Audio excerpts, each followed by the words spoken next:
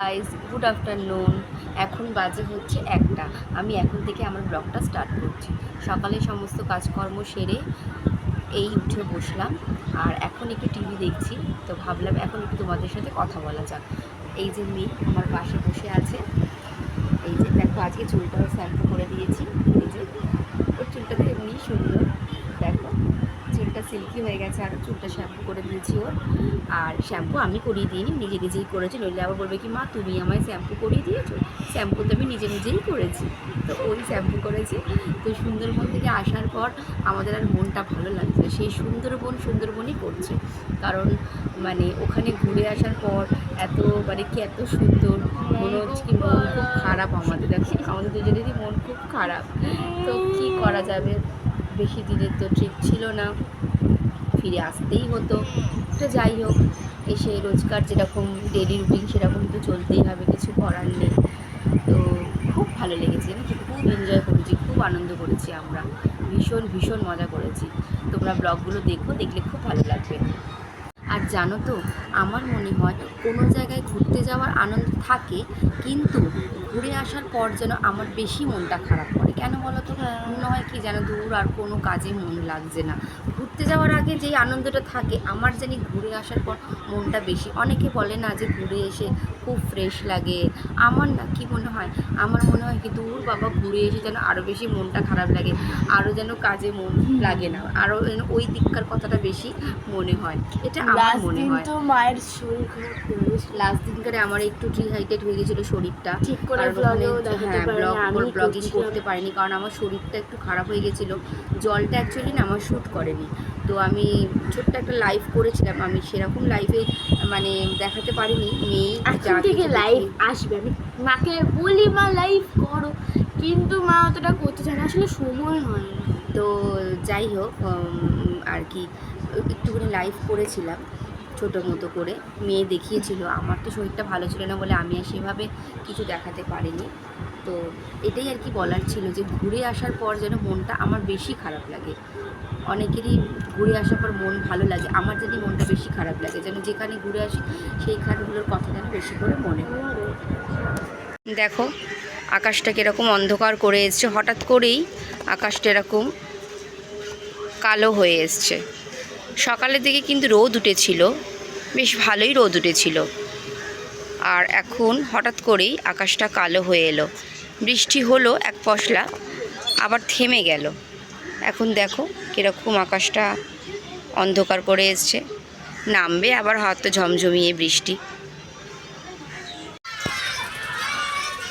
আমাদের পাড়ার রথ, এখানে জগন্নাথগুলো বসবে।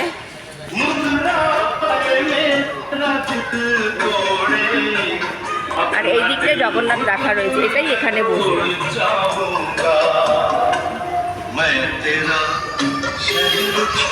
ড্রয়িং ক্লাসের পথে বেরিয়ে পড়েছি, এখন আমরা যাচ্ছি, আমি আর আমার বান্ধবী এখানে একসাথে সবাই মিলে যাচ্ছি।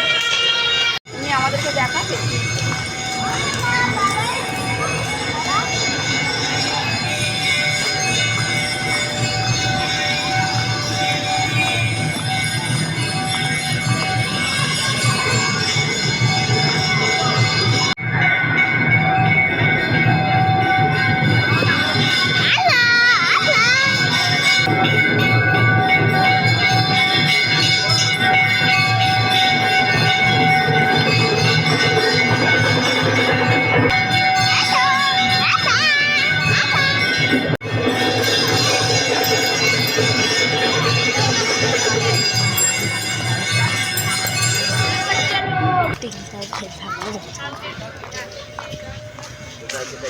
টাটা,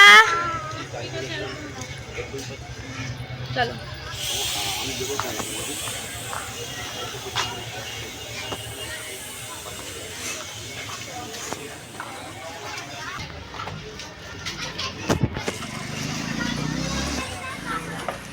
আমরা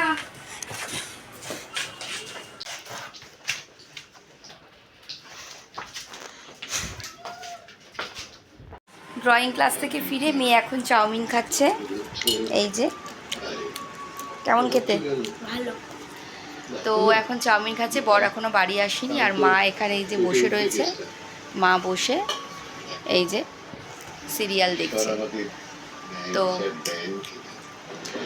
ও খাক। ডানা চুলকাচ্ছে। যা পয়সা আছে সব চলে যাবে। পয়সা থাকলে তবে না। তো দেখো এখন বাজে 9:45, বর এসছে। বর এসে আবার একটা জিনিস বানালো, ধনেপাতা পুদিনা আদা রসুন দিয়ে একটা চাটনি করলো। তা সেটার জন্য ছিলাম সাথে। আর এখানে মেয়ে করছে ড্রয়িং, দেখো।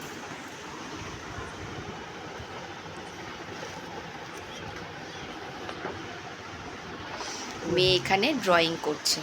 আর এখন আমার বর এসে চা খাবে না, বললো রাত্রি হয়ে গেছে, তাই জন্য এই যে সারেগামাপা দেখছে। তো চলো আবার একটু পরে আমরা আবার খেয়ে নেব। এখন ভাতটা বসিয়েছি। তো বন্ধুরা, ডিনার কমপ্লিট হয়ে গেছে। আর বাবাও শুয়ে পড়েছে। সবারই ডিনার কমপ্লিট হয়ে গেছে। আমি আর বর বাকি ছিলাম, আমরা দুজনে খেয়েছি।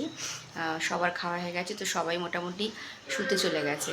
তো আমি আজকের ব্লগটার এখানেই এন্ড করছি।